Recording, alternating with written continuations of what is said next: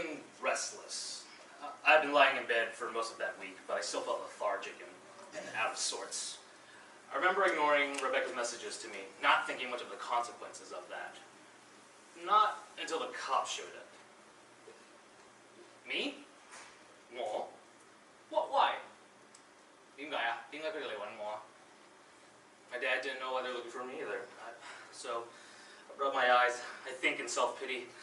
Oh God, is this how they treat shitty, useless people nowadays? I go downstairs and I see 5 to 6 officers looking at me in concern. At this moment, I'm thinking about my ethnicity. I'm thinking about them thinking about my ethnicity. How this morning they picked up a real statistical anomaly. I tell my dad they're taking me to the, how do you say, mental ward in Cantonese. I never learned it. Okay, you know, let's say something simple, something I know. Hospital, I can say hospital. Okay. 医院, 佢依家送我去醫院. He was so worried about my safety and making sure I was comfortable. Langsam, no, I don't need a jacket right now. I don't need a langsam. No, it's okay. I can't even think about eating a sandwich right now, okay? Not even with these handcuffs on, so. And then the cop car moved forward before I could say anything else. The drive. I remember being occupied by the icy cold handcuffs chafing around my wrists. I noticed that the back seat is made of mostly plastic. I'm guessing because they made it a lot easier to clean out all that liquid nasty from the other captives. So I'm riding with 2 cops in front. So I'm riding with 2 cops in front. They're listening to Jay-Z on a CD. Jay-Z CD. And I couldn't tell what the song was, but it was definitely his voice. The driver looks back at me and asks me what kind of music I listen to, which is a very safe question to ask on a first date. I tell him, I don't know, I listen to what normal kids listen to, some alternative rock, you know, a little bit of the soul, some smooth jazz. But I also wanted to tell him how much I liked EDM, but only for certain moments of the day, like when I'm driving around late at night, or if I'm at a dance club with friends. And no, I don't need alcohol or drugs to enjoy it, because I actually genuinely get a thrill out of those euphoric beats and that thumping bass line. Oh, and I'm a big fan of Kylie Minogue, and I don't understand why she's so poorly received by American audiences, despite the fact that she is so successful everywhere else in the world. But I decided not to share that part. The lobby. So we check in at the bulletproof front desk, and we fill out all the paperwork. They tell me that they want to take my things. I have to give them my wallet, my phone, my keys, my sandals. They stow it all away in a large yellow envelope. They issue me a thick pair of neon green socks, you know, to further cement the fucked up aesthetic I was living in right now. And what was worse is that when I had to use the restroom, I would have to ask the receptionist to unlock the door for me. But at that point, it was more annoying than degrading for me. Otherwise, it looked like a pretty normal environment. If upon first glance, it's basically like a waiting room area for a family doctor's office. Around that time, the cafeteria staff was walking around, and they were handing out hot food for those that needed or had needed something to eat. They get to this goth-looking kid, and they approach him, and he's like staring them down. He's going like, "No, I don't need it. I already had McDonald's." Like, jeez, like that. I mean, I know that guy's going through some troubles, but like, it doesn't mean that you're not being like a major asshole to the workers right now. I would be a lot more cheerful and friendly if I had McDonald's in the morning. That's awesome. And not everyone can do it on a regular basis. I noticed a disturbance in the hallway. There's a guy arguing with the people bringing him in. Man, I don't want to be here, man! Don't throw me in here, okay? I'm not crazy!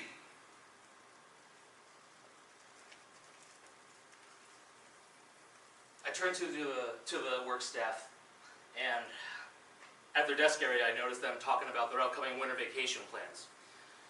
a lot about going far away and just, you know, getting away from it all, you know. And I could sympathize with them, of course, based on the nature of their work. But it was still kind of disappointing to see them so disillusioned with their daily life, because I guess I had some fixed image in my head that all social workers were valiant unicorns with hearts of gold. Mm-hmm. The rest area. Okay, so past the staff desk, past the bathrooms, there's this large area with a bunch of makeshift beds all kind of lined up in rows. The receptionist tells me that it's mainly used by homeless people that needed a place to stay, but I could use it if I needed it. Now, I don't know if you'll ever believe me as I describe this, but I'm going to do it anyway. In the center of this room is like a little staff desk. Sitting on that desk is this large, balding, stern-faced man, just staring at me with an evil glare, like exerting his authority over me with the deep furrow of his brow. He was also wearing a very lively, bright blue Hawaiian shirt, and which was interesting.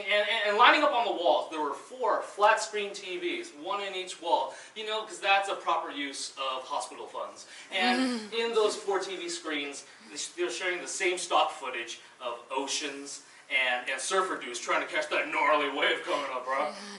and this like aesthetic was supposed to like help calm the patients, but more than anything, it just kind of made me more disturbed because I'd never seen all of this and looked at a guy so unhappy while wearing a tropical shirt.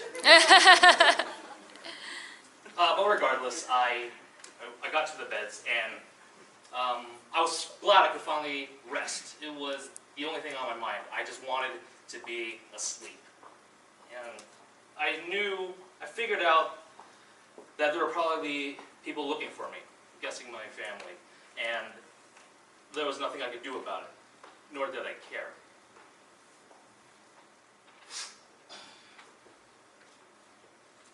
So people. Alright, so after my nap, I'm getting up and I'm eating a couple packages of those Ritz Bit sandwiches. You know, it's like from the staff, and you know those like I haven't had it in a long time, and the shit is amazing. And it's like these bite-sized sandwich crackers with like an easy cheese filling or like peanut butter ones too. It is fantastic. And I'm eating these, and in comes another guy. He's wearing a dress shirt and slacks. He sits on the bed next to me. I think as he's walking by, that doesn't seem like a guy that would try to kill himself. But no, you can't say that. It doesn't matter what they look like, okay? Mental illness can affect anyone. Of all people, you should know that. But here's the thing about him. He deeply despises anyone that works in that hospital, to the point of completely ignoring them. So what are you here for? He asks me. There's a physician right next to him trying to get answers out of him. Where'd you get those Ritz Bits? I love Ritz Bits.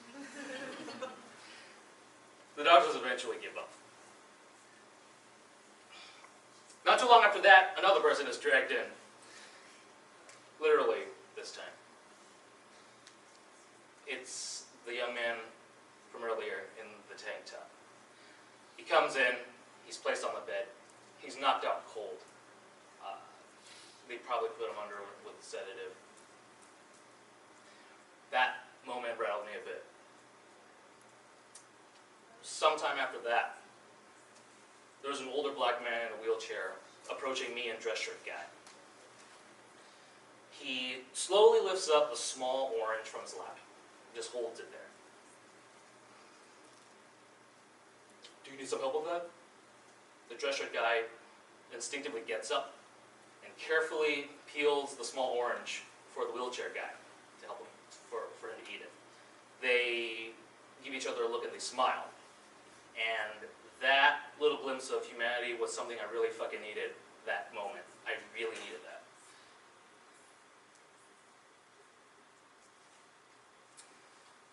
A couple hours ago, the social worker assigned to me asks me how I planned on killing myself. I don't know. I guess overdose on my medication. I guess, just take all the pills.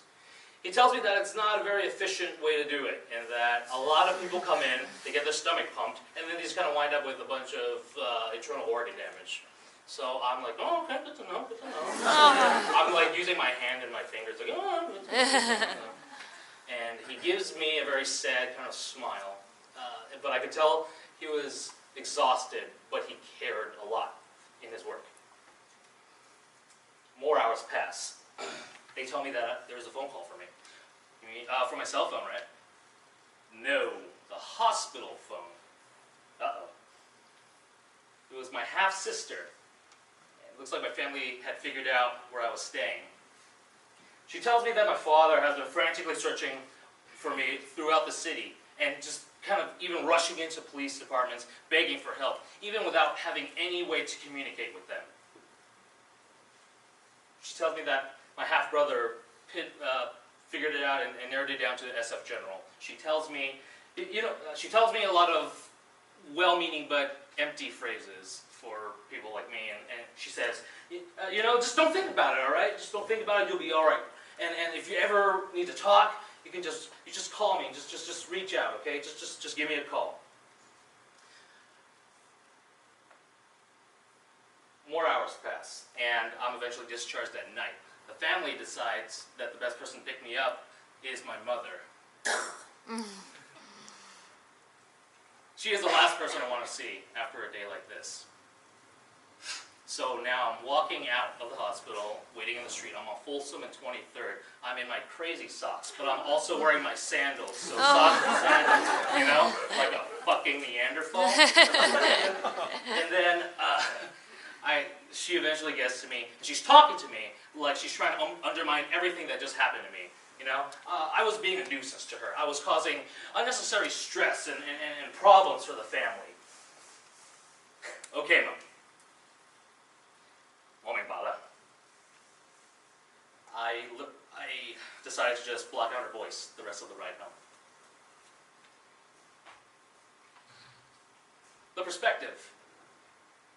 Now, I can share the story with you guys pretty frankly, and even joke about it every once in a while, but it wasn't always the case. I have held on to this, after it happened, I had held on to it within myself for a very long time. But now, I'm able to get positive takeaways from it. No, really, I can. I think about how that visual image of the policeman taking me away, in a sense, helped validate the severity of my mental illness to my family. And it gave them this courage to talk with me more about depression and mental illness and mental health in the Asian American communities, and the lack of resources available there. And also, this experience also makes me more mindful of different perspectives.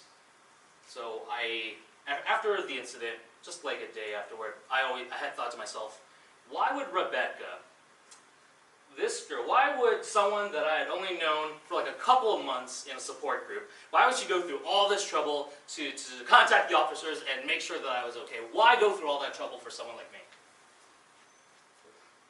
It's because she's been through it, she knows how it feels. I ultimately learned to appreciate that she was someone that cared enough to do so. And take my father.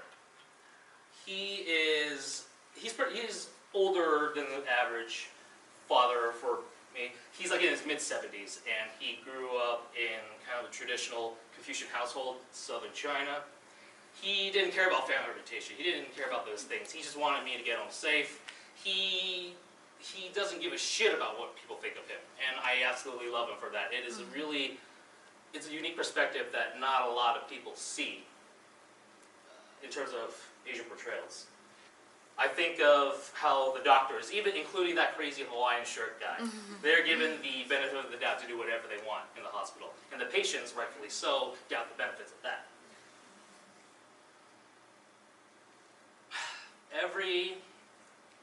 Everything is susceptible to a positive or negative perception. It's just a matter of what you see, what you know, and what you choose to believe. And I choose to believe that with this ordeal, I'm just kind of, just a decent guy sharing this story, and in hopes that you find comfort in it, or you are better informed.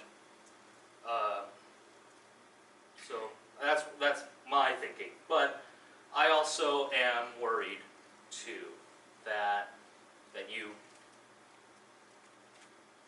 from this you can only see me as some kind of freak.